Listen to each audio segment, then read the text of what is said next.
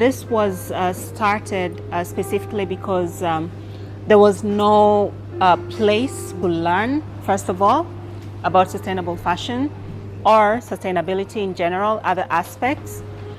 I didn't know how to connect with people who are either in my space or are interested in being in that space.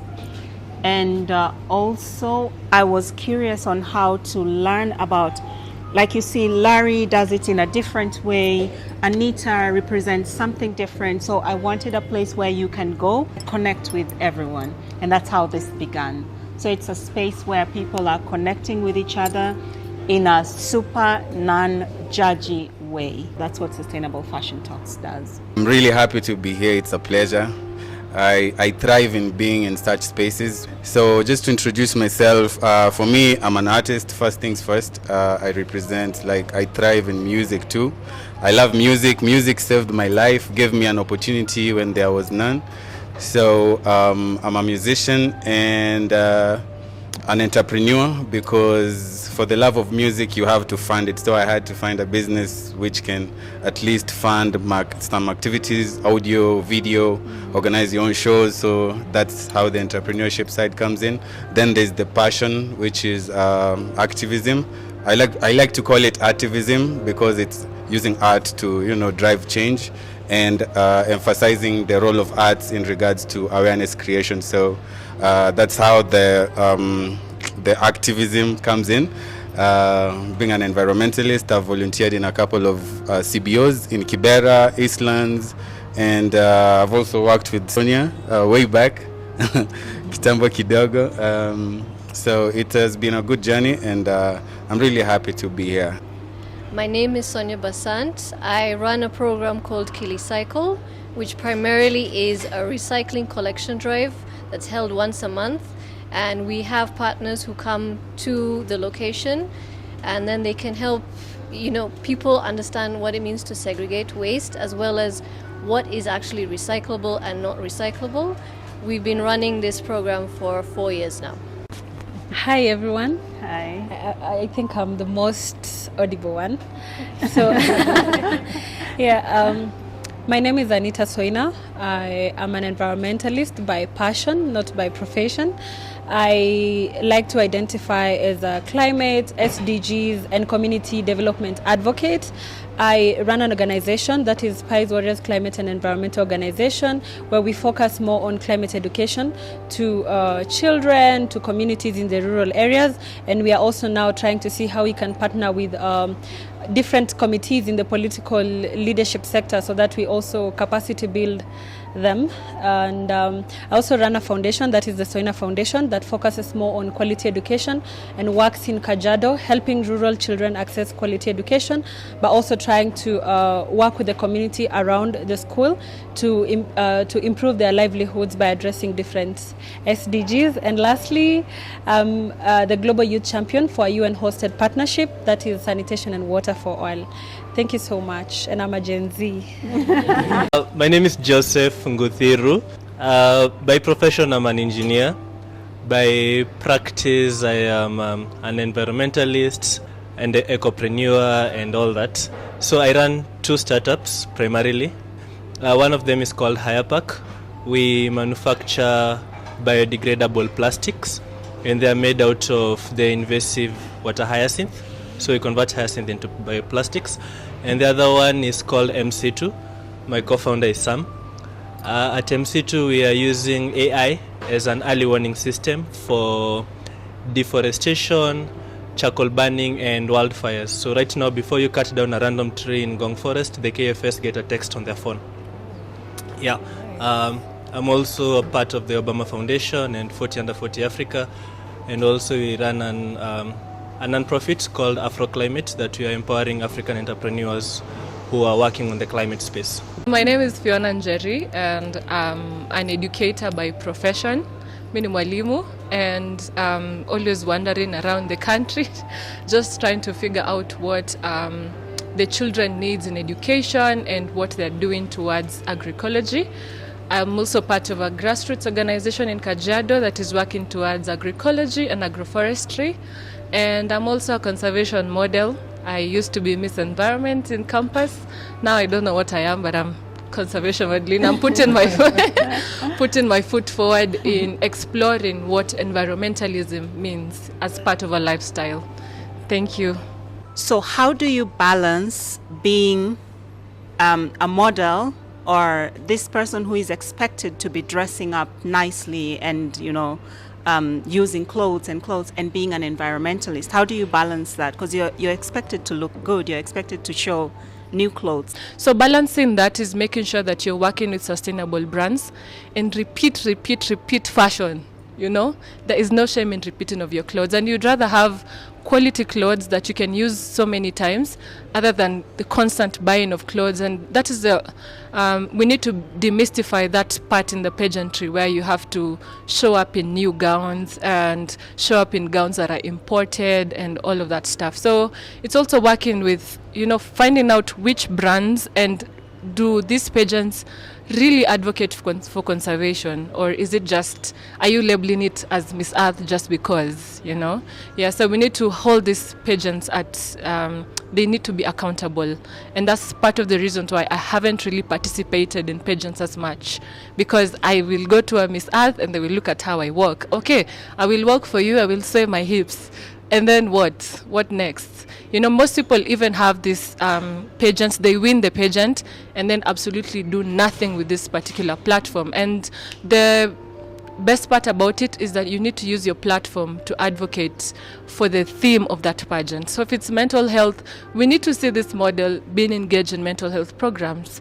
Or if it's conservation, are you actually on the ground? And is it a spotlight on you as a person, or are you impacting other people with this particular platform? In the global south, we have a problem with mitumba in the sense that mitumba is considered waste, right? So is it really a help or a curse when it comes to us? Doesn't it contribute to our whole problem in the sustainable space? To answer your question, the mitumbas, way before, they came as help. They helped us because they were good quality. And you see, most of us used mitumba. But now, they are not, I would say, curse. They are a curse. Why? Because we see most of the brands, their quality, the way they produce their clothes has reduced. Most of the brands, they just make quickly, you wear it and then you throw it away.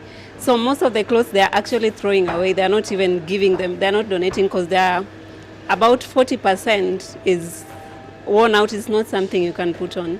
So it's a curse. At the moment, it's a curse, and I would wish that we get the previous quality, but unfortunately it's impossible because what they're producing right now is not good quality, so they're wearing out. The only and now they're using us as dump site. So.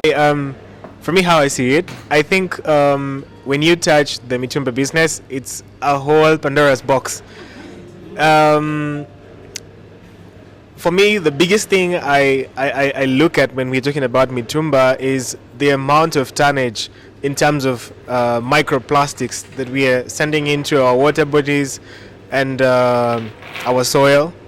And one of the biggest threat to our soil here in Africa is soil health from the pollutions that we keep pumping in, either from the kind of inputs that we use in the agricultural sector, or from the actual dumping of waste, be it known or unknown, considering the levels of civic education in our communities across the continent is kind of low. So I look at it in form of microplastics, and it's a very big curse. If we put it in form of a curse or blessing, First off, Africa isn't a dump site. I mean, if you're going to tell me to upcycle my fashion or repeat my fashion, then stop depositing this waste into my continent or my country, So I do see it as the biggest curse ever. Because first off, when we're talking about local, in an agroecological perspective, our soils are very rich to produce sustainable materials that make our fashion. Look at bananas, look at cotton, look at sisal, pineapples. all of that stuff can make our sustainable fashion. But then we also need to think about why are people opting for mitumbas? Because they are cheaper, right? And local products are also expensive, especially the final products. So we need to see this from a regulations perspective, from a policy perspective.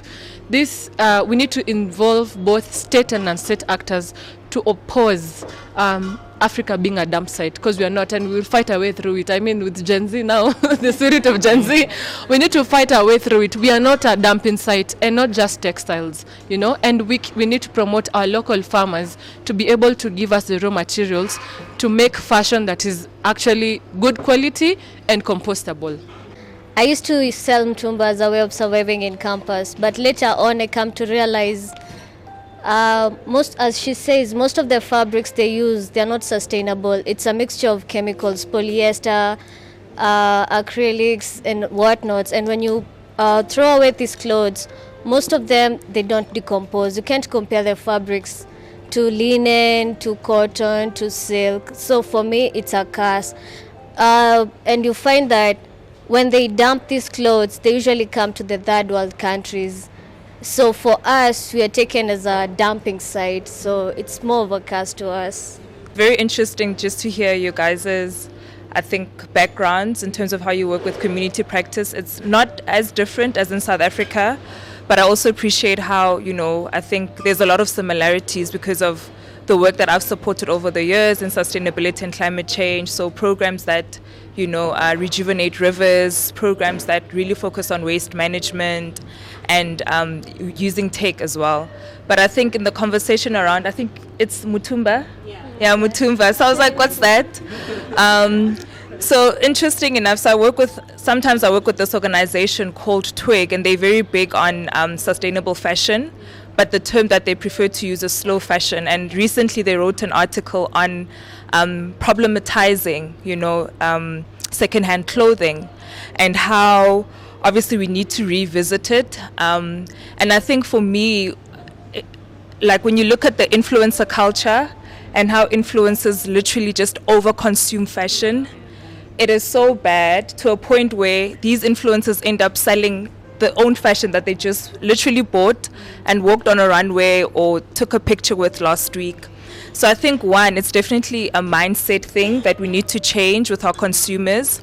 And then secondly, I loved what you said regarding policy, because, in 2018, the Rwandan president, he literally banned, the mitumba as well. They became the first country in East Africa to impose a ban on the import of second-hand clothes, and this was to revive their own textile industry. But then again, with the local textile industry, I think what we forget, which is what we're also struggling with in South Africa as well, is having infrastructure that can support our local textile industry. Because once we have infrastructure, then the local fashion designers won't have to send their work all the way to China in order to get it made, and then obviously the high prices, but they can make it locally, right? The most important thing is, again, overconsumption. So once we can control that and change the mindsets of our peers and also how we consume fashion online, then I think we can have a different conversation around secondhand clothing. Because right now, it's really about overconsumption. It's no longer about, affordability. It's about, I want to wear the next, fashion item. I want to look this way. And I think, it has to start with us first, But I think with the local community or other communities that can't afford, that's also a different conversation, because again, it's about affordability and the socioeconomic context. When I first got into this cleanup space, it was actually because of Larry. And when we do these cleanups, when we even did them even in Nairobi River, a lot of this trash that we get are clothes. And most of them are even mitumbas, not like our clothes. So it's actually a problem. We can't say it's nothing. But then look at the other side, there's a whole markets dedicated to second-hand clothing. People literally depend on this for their lives and their livelihoods, including his sister. And we just can't turn a blind eye on them, because we don't even have an economy that supports us to give them jobs in other sectors. The problem with mitumba is the quality. It's not the mitumba itself. And that's why I don't agree with ban mitumba. I think that the West should segregate their clothes, sort out your clothes, and send us good quality clothes. Don't sort your clothes, because I've been part of the swap events in Europe, and you know, you buy secondhand, you swap, you do this. They use it until it's nothing, and then when it's nothing, they've passed it on to everyone. The trash comes home. No one is fighting secondhand. People are fighting trash. So the bale comes here. You are a secondhand. I'm Belinda. I'm buying a bag full of secondhand clothes, and then out of the bag, come on, 90% is trash. 10% is the only thing I can sell. My sister also works, also sells mtumba in Ndumboini, and she wakes up early in the morning and she takes a lot of time, like even half a day, just trying to find the best. And the challenge that we have right now is that most of the second-hand clothing that are coming in are not really of good quality, and they are made out of polyester and all that. They are from the fast fashion and all that. So they're supposed to be good today, bad tomorrow, you know, like a linear sort of thingy. So I say, like, we really need to, like, you know, support our local industries, which is really hard. I don't know, like, this thing is a mess, bana. There are so many opportunities and so many platforms that come with awards that you get. She can tell you that. You get a voice, and the voice gets a bit of credibility with every award or recognition that comes along. And it's been really important for me. Let me mention for my startups, actually, because for what we're doing with Hyacinth, for example, we've been able to we are now developing these biodegradable products, and we are establishing companies in India, US, El Salvador, and Germany, and so on. And simply because of this small stuff that happened, the voice that it's given me in the climate space is that I can be in a conversation like this one and speak, and everyone looks and listens to what I'm saying, because they believe in the credibility that comes with all of this. And it's actually been amazing. Let me say that, yeah. I'm curious of how we measure carbon dioxide in the atmosphere. Because many schools, high schools, they're doing incinerations as a disposal method. And then there's also this disposal that we're just burning what we've gathered together because we don't have options of where to dispose it. So how do we measure this so that when we're doing projects to minimize it, how can we know how much we are reducing from the environment? First, say how we do it with Sam and our other colleagues, because I mentioned we place gadgets the size of your phone in a forest. They're able to scan several kilometers of radius and send data to the cloud, and then from the cloud to your phone. And among the things they measure or we are looking out for is charcoal burning and wildfires. To measure or to get wildfires and charcoal burning, then you need to get the gases that are usually emitted when fire starts. So that's, you're talking about NO2, CO2, SO4, SO, CH4, methane, all kinds of those gases that will be emitted. So we have sensors that do measure that for us and compare that versus the historical data of the data sets that you're using, the historical data of what primarily has been in that area. And if you measure, like, let's say you have like 20 parts per million, and then all of a sudden you have something like 30 or 40, then that tells you there's an abnormally. So for us in the forest, that's how we measure. In another different setting, how you would measure carbon if you are doing it for carbon credits, there are two ways come to mind. So if you're doing it for forest, there's a gadget that they use to sort of pierce the stem of a tree, and because trees store carbon in their stems, most of them, So you're able to like measure, I think it comes from the rings or the thickness, something like that. Also from the soil, that the soil usually stores some carbon. And then we have methods that they've already measured primarily in the past. So for example, eucalyptus can store, I think, I don't know how much kg of carbon dioxide per year or something. And then you measure if you have like 10 of this, then you probably have this amount, that sort of thing. It's a bit of a complex math. Yeah, and the size and the age of the trees that matter a lot. You say that the phones that you use, the devices that you use, they collect data, right? And information. What is the chain of that information? Where does it go? Who processes it? What does it become? What do you do about the data?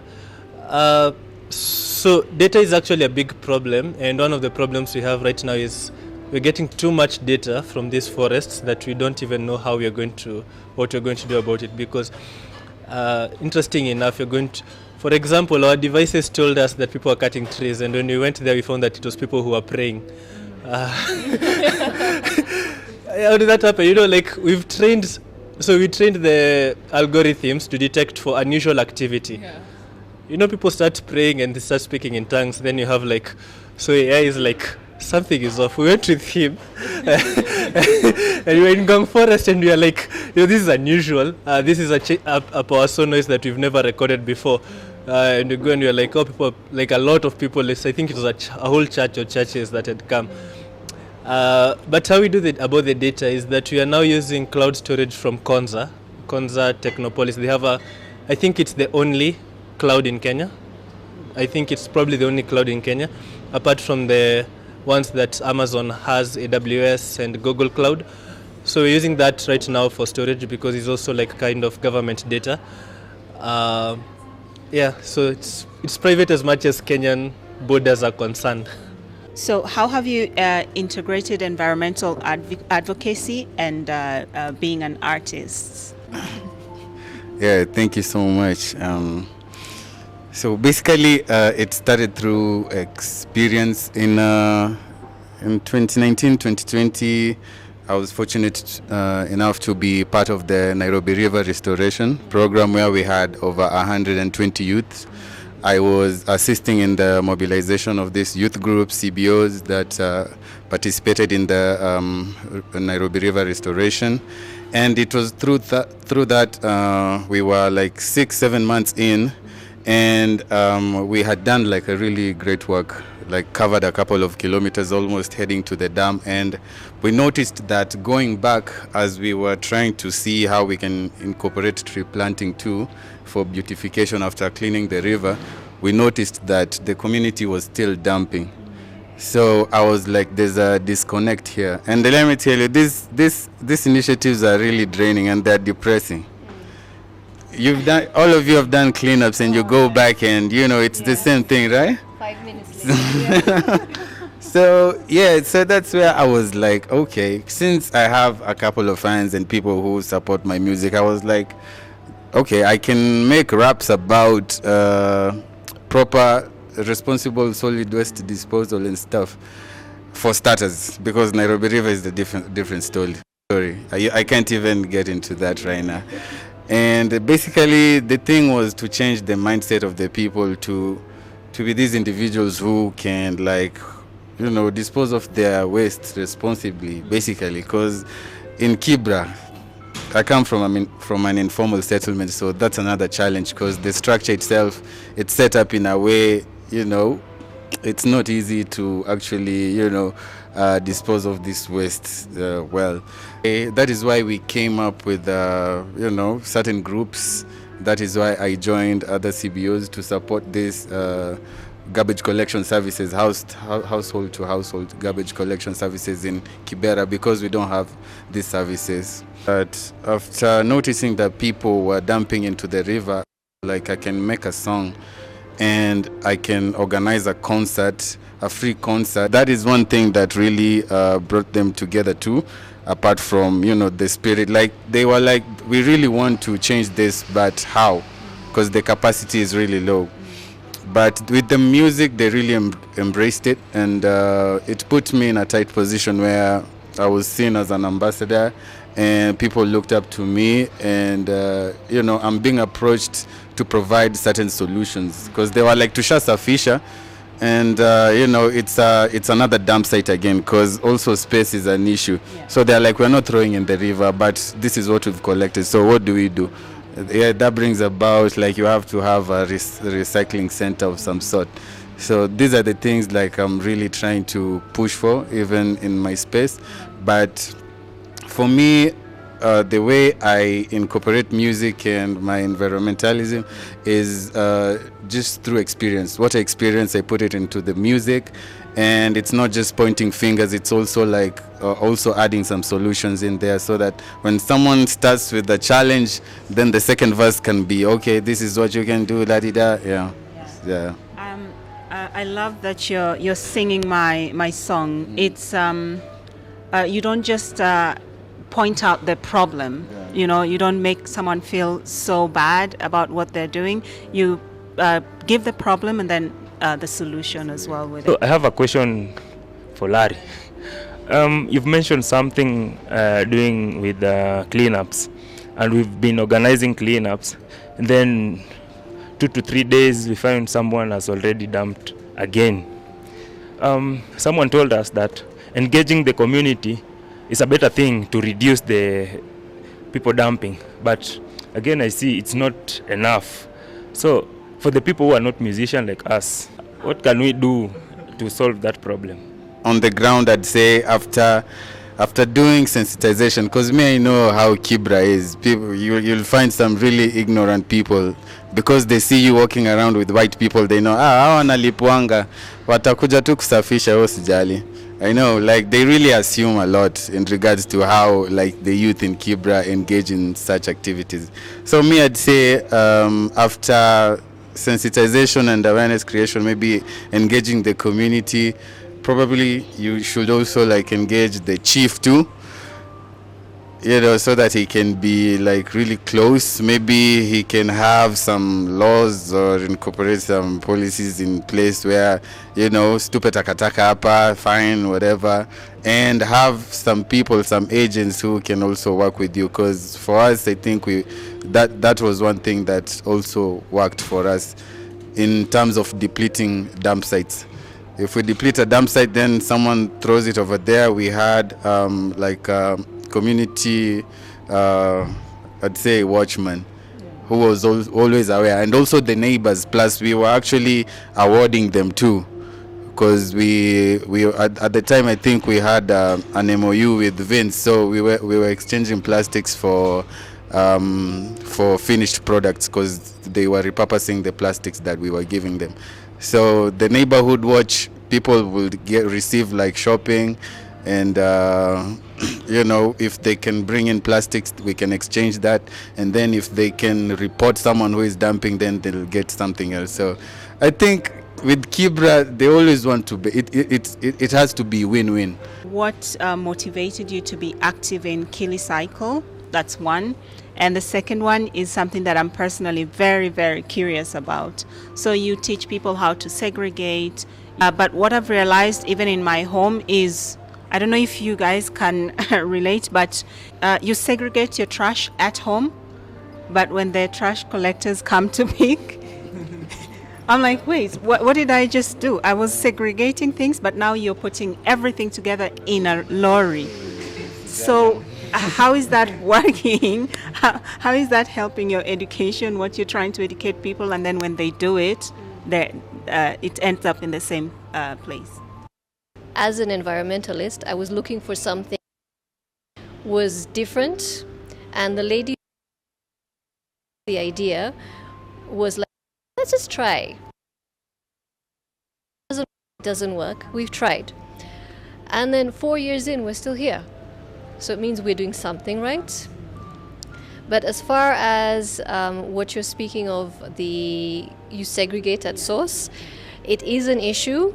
And what we personally advise our residents to do is, if you're going to the KiliCycle, come with them separate for the company to collect, keep that or wherever you're allocated, so that it stays separate. And what we've also been told is there's a law coming in to effect which will make it mandatory. So then even the recyclers at the domestic level will have to keep certain separations in check. So let's say you like, for example, you're a kid, you like math, follow what is happening in climate finance. If you like something else that's, let's say, random, let's say like food or something, or you like cooking, you like baking, you like, normal stuff, follow what happens in the food industry, all the food waste that goes, how agriculture is being affected by climate change and so on. Find your nexus in the climate space and what you are interested in, and that will give you the motivation that you can even pursue this as a career that actually puts food on your table.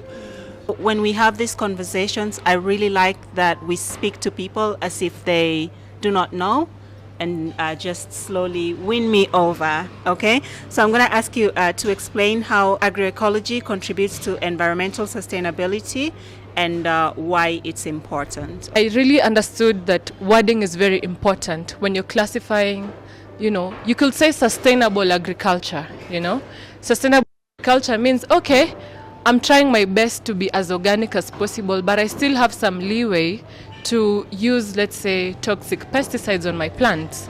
So what I understand agroecology is it's an approach, a multifaceted approach towards farming and growing your own food, because growing your own food is form of a revolution.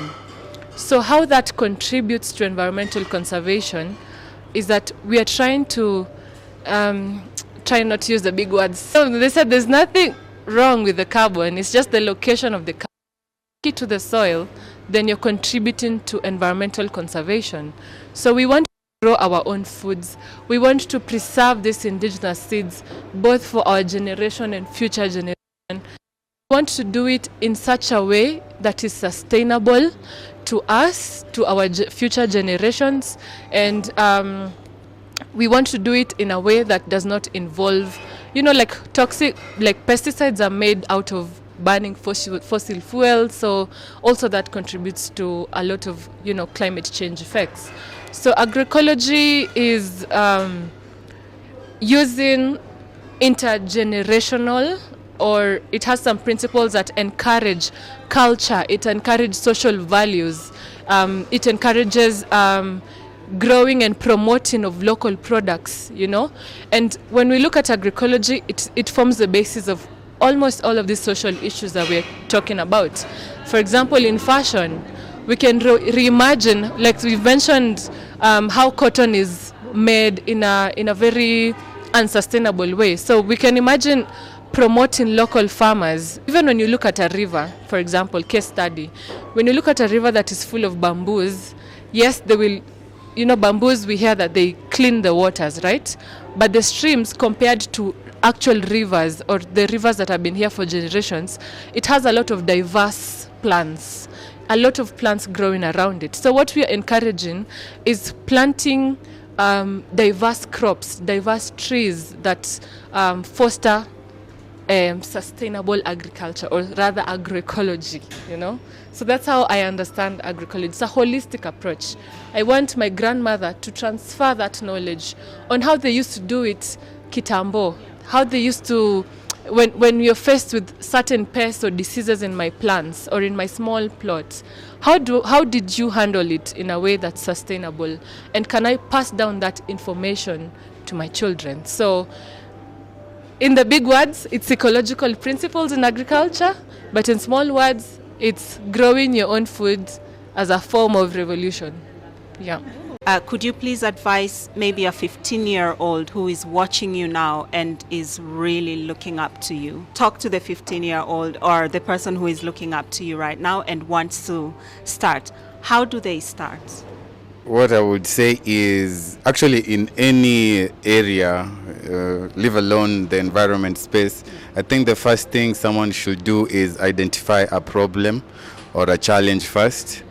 Then match that with their passion, or if their passion needs to match up to what the problem or the challenge is, then it's like find people who have the same mindset, because you can, when you walk with people you go far, when you walk alone you go fast, right? So I guess find people who you have the same mindset with, then I think from there things just flow. Me, a new day, I always say I'll deal with tomorrow, but when tomorrow comes, but I have this roadmap that I'm really following, and I'll come look back, see if I'm on the right track. So everything doesn't have to be premeditated. You just need to know what's up, like this is it. Okay, then I think everything else just flows. You don't have to figure out everything at first. To add on to what he's saying is that once you've kind of figured out what you like or what area you want to focus on, just do it. Don't say, I'm scared. Do it scared, but do it. Just start somewhere, and then as you learn, you figure out that maybe within this scope, this is more the area that I'm leaning towards. And as you learn more, you get more experience and you get better at what you want to learn about, and you grow. First of all, realize that it's not your responsibility alone, so it's our responsibility. So what you can do, to echo what Larry said, you can as well try to recruit friends or colleagues, try to make them aware so that you can be a team, you can be many, and so that you don't feel overwhelmed that you have to do everything. But also another thing, for those in the digital space, I can say just look out for people in the same space as yours on digital spaces, because then that's how you get to learn, that's how you get to be inspired by someone else. You get to see what other people are doing, you get to converse, you get to share and know, how is my friend on the other side, Larry, dealing with the challenges that he's experiencing on this space. Another thing, to our young people, man, let's be open to collaborations. Let's love one another. The enemy for climate change, the enemy is climate change. So it's me and you versus the problem, not me versus you. And to let everybody who is not in the space, not just climate space, but the SDG space overall, to know that there are opportunities. As much as we talk about the challenges, there are opportunities that can really be amazing. I didn't study anything related to these, but through climate, traveling the world, telling the stories of what we do, it's something amazing. I would never have been here were it not for my passion for climate. So there are opportunities out there, look out for them. Ask more questions, research more. You'll find out that people are much more willing to engage with you and to talk to you about their spaces more than you are even willing to ask more questions about it. So let's say for example, you're a kid, you like math. Follow what is happening in climate finance. If you like something else that's, let's say, random, let's say like food or something, or you like cooking, you like baking, you like normal stuff, follow what happens in the food industry, all the food waste that goes, how agriculture is being affected by climate change and so on. Find your nexus in the climate space and what you are interested in, and that will give you the motivation that you can even pursue this as a career that actually puts food on your table. Let's say you love fashion and brands, right? Find out what's happening in the fashion industry, what these people are doing, and how the climate space comes in and is being affected by the fashion industry. Then, get how you can be rooted and connected with that line, and that's how you develop this as a career also.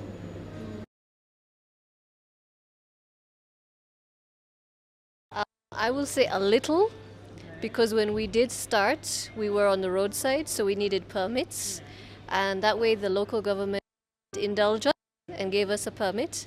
And then when we have tried to have cleanup walks, we do need certain paperwork, and even though it is a struggle, we have gotten the paperwork when we have requested.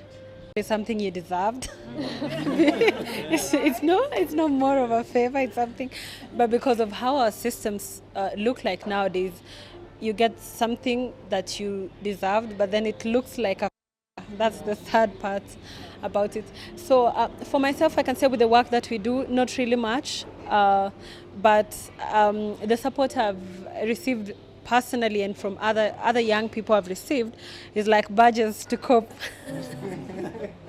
Like you receive you know, okay, I deserve it too. Okay. Yeah, you know, like you have this funding and you don't even have a badge, and you know, you have to go looking for a party overflow and that kind of thing. But I feel like there is much more that governments need to do with young people, and especially because young people, we are invited to volunteer, we are invited to, you know, but when there are opportunities that may make more sense to our initiatives, or, you know, that can support, or even partnerships, you realize that most young people in their grassroots initiative don't get to partner with government offices, which I feel like that's a big problem, because we also want to feel that you see us, you hear us, and you appreciate us, and it starts with the little things. I feel like also most there's this perception that when you see young people, they just want funds. Yeah. But you see, young people are not just asking. Nowadays, we've seen organizations like Gaio, for example, in Ghana, that gives funds, and it's a youth-led. So it's and also how we are welcomed in these offices in a way that you came to look for a favor when maybe I came to give a solution. So I think there is a need to look at young people not just as hombaji, but as solution providers to the problems that we have. Yeah, so they need to do more. They need to start doing the little, because before we say they need to do more and we can't see much of the little, so they need to do something about it. Yeah. Like they said, in this space you're going to have a lot of frenemies, you know, because the love part is obviously permits. You know, you're permitted to, let's say, which is a job actually, you know, but I'm still bitter about not getting party overflow badges, so that's what I'm saying. And also, I think it's based on, the support is based on how much your they weigh you, you know, what do you have to offer, you know, like let's say if you want to plant some trees, they say, okay, can you give us for our season, or give us for this and that, or yeah, I think it depends on how much you have to offer that they decide to support you or not. But so far, love hate. The thing is, and we need to admit at this point, is that our economy cannot handle the young people being given opportunities by the government every time. What the government can do, though, is to empower the young people to create opportunities for themselves and for the other people. For example, what came as a blessing to us happened when the government banned plastic bags. And it so happened that we were at the right place at the right time, and that's what we were developing all along, and we were like, oh yeah, here we are. And then it comes this whole AI thing that has been happening for the last, like underwater for the last like 1 year or something, and then all of a sudden it explodes, and we were building something, and then we just happened to be in the right place. So just happened that now we're benefiting for the government. It's because we were there, we positioned ourselves to be in the right spaces and the right pockets to get all these benefits. I think what she mentioned is that is we need to create opportunities so that young people need to start working together in these spaces. There's so much that we can do. For example, when we did river cleanups with Larry, and we had like people, we were not paying them. We gave them certificates though, but people were showing up and they were asking, you know, when do we have the next one? How are we going to do this? How are we going to grow this? And you find there's this passion that I think we just need to figure out how we are going to monetize it. And because once you create money and you create value in like any system, and once it has value and it has money, it then starts attracting people, and you now have young people being concerned about this climate space and everything else. So I've been a beneficiary through positioning ourselves in places that actually it's something we got from Steve Jobs. He says, make yourself a big target for luck.